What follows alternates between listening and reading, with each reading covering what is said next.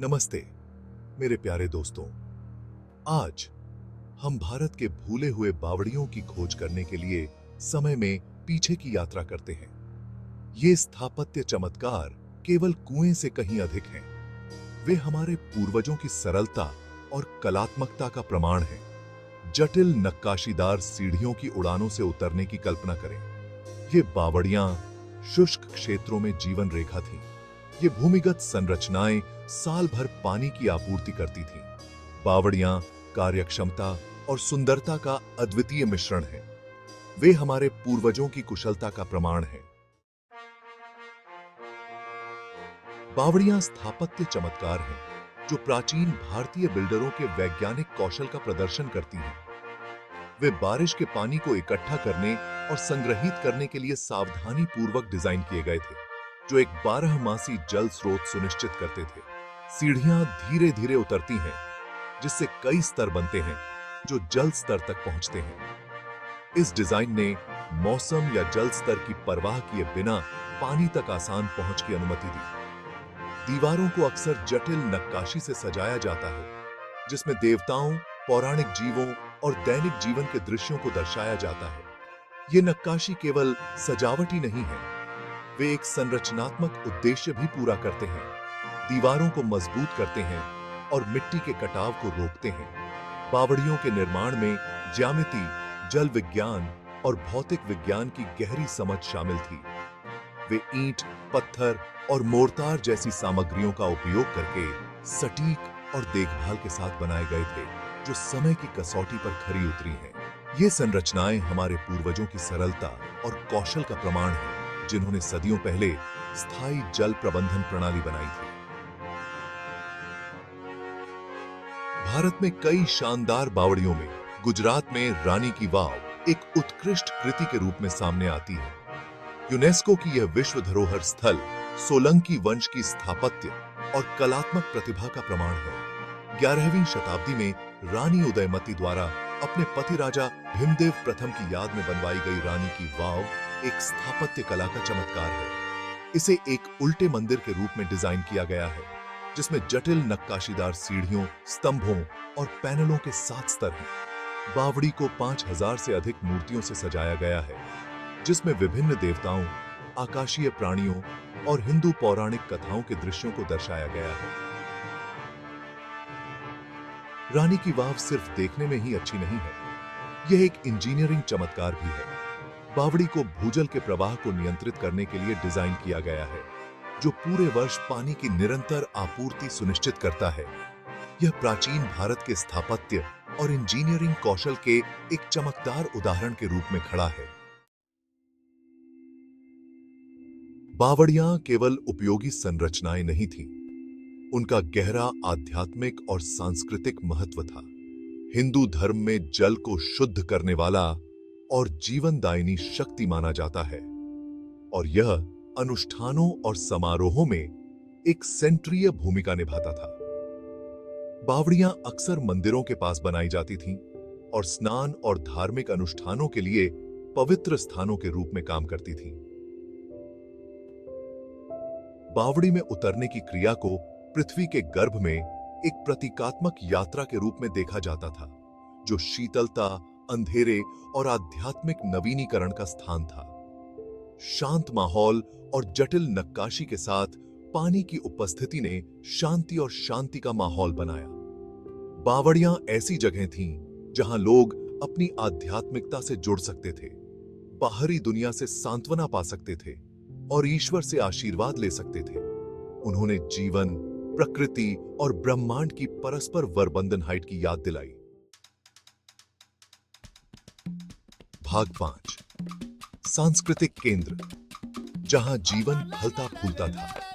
अपने व्यावहारिक और आध्यात्मिक महत्व से परे बावड़ियां जीवंत सांस्कृतिक केंद्र भी थीं। वे समुदायों के लिए सभा स्थल के रूप में कार्य करते थे, जहां जीवन के सभी क्षेत्रों के लोग मेलजोल करने, समाचारों का आदान प्रदान करने और त्योहारों को मनाने के लिए एक साथ आते थे।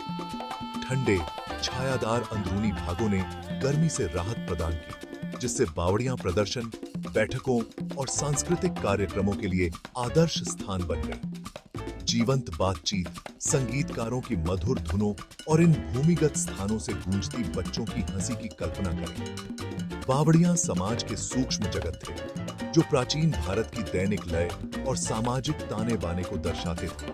वे ऐसी जगहें थीं जहां कहानियां साझा की जाती थीं, परंपराओं को पीढ़ियों तक पहुंचाया जाता था और सामुदायिक बंधन मजबूत होते थे। इन बावड़ियों की विरासत भारत की सांस्कृतिक स्मृति में जीवित है, जो हमें उस समय की याद दिलाती है जब जीवन इन साझा स्थानों के इर्द गिर्द घूमता था।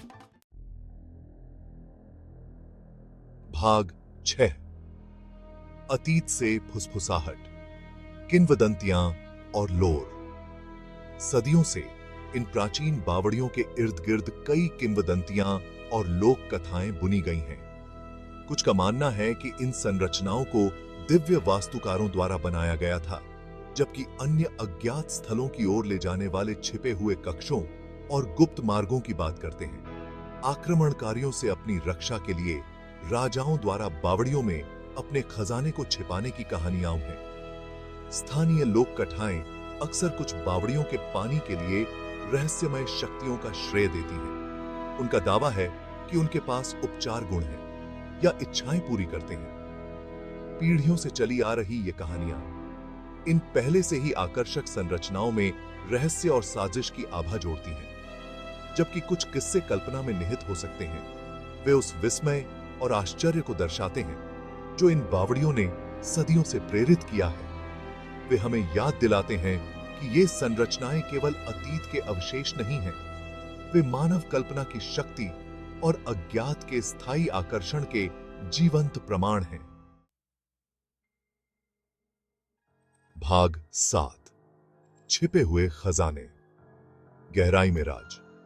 समय बीतने ने कई बावड़ियों पर अपना प्रभाव डाला है, जिससे वे दब गए हैं, भुला दिए गए हैं या खंडहर में हैं।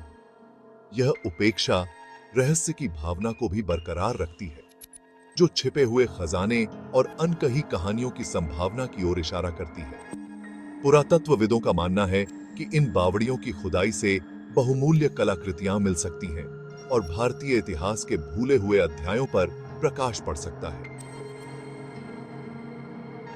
इन भूमिगत कक्षों के भीतर छिपे हुए प्राचीन सिक्कों, मिट्टी के बर्तनों या पांडुलिपियों की खोज की कल्पना करें।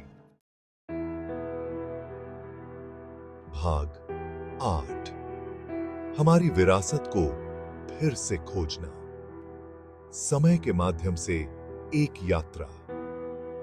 इन भूली हुई बावड़ियों की खोज करना केवल एक अकादमिक अभ्यास से कहीं अधिक है। यह हमारी विरासत को फिर से खोजने और अपने पूर्वजों की सरलता और कलात्मकता से जुड़ने की यात्रा है। ये संरचनाएं हमारे अतीत के लिए एक ठोस कड़ी प्रदान करती हैं, जिससे हम समय पर वापस कदम रख सकते हैं और उन लोगों की नजर से दुनिया का अनुभव कर सकते हैं जो हमसे पहले आए थे। भाग 9। अतीत को खोलना, बावड़ियां क्या प्रकट करती हैं? बावड़ियों का अध्ययन प्राचीन भारतीय समाज के विभिन्न पहलुओं में बहुमूल्य अंतर्दृष्टि प्रदान कर सकता है। स्थापत्य शैली, प्रयुक्त सामग्री और सजावटी रूपांकन, प्रचलित कलात्मक संवेदनाओं, तकनीकी प्रगति और विभिन्न अवधियों की सांस्कृतिक प्रथाओं के बारे में जानकारी प्रकट कर सकते हैं। बावड़ियों पर पाए जाने वाले शिलालेखों में अक्सर शासकों, संरक्षकों और वास्तुकारों के नामों का उल्लेख होता है, जो बहुमूल्य ऐतिहासिक डेटा प्रदान करते हैं। इसके अलावा बावड़ियों के रणनीतिक स्थान, उनके जल प्रबंधन प्रणाली और सामाजिक स्थानों के रूप में उनकी भूमिका पिछले युगों की पर्यावरणीय परिस्थितियों, आर्थिक गतिविधियों और सामुदायिक जीवन पर प्रकाश डाल सकती है। इन संरचनाओं का विश्लेषण करके हम अपने पूर्वजों के सामने आने वाली चुनौतियों और उनके द्वारा तैयार किए गए सरल समाधानों की गहरी समझ हासिल कर सकते हैं। बावड़ियां टाइम कैप्सूल की तरह हैं, जो अपनी दीवारों के भीतर इतिहास के टुकड़ों को संरक्षित करती हैं।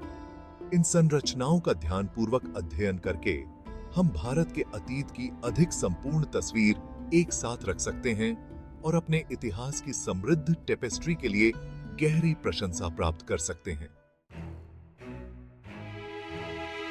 भाग 10 तलाशने का आह्वान। भारत के छिपे हुए रत्नों का अनावरण।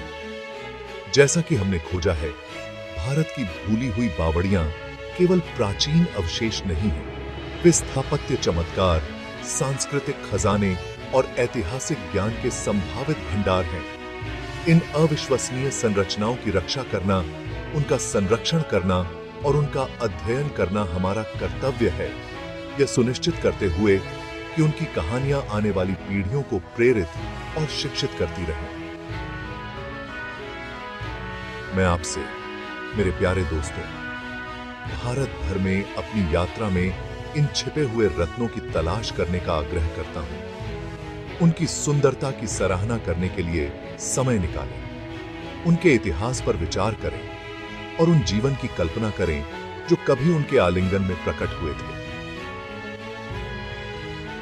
आइए हम इन भूले हुए अजूबों के बारे में जागरूकता बढ़ाने के लिए मिलकर काम करें और यह सुनिश्चित करें कि उनकी विरासत आने वाली पीढ़ियों तक बनी रहे। इन बावड़ियों की खोज करके हम खोज की यात्रा पर निकलते हैं, न केवल अतीत की बल्कि स्वयं की, अपनी विरासत की और मानव सरलता की स्थायी भावना की भी।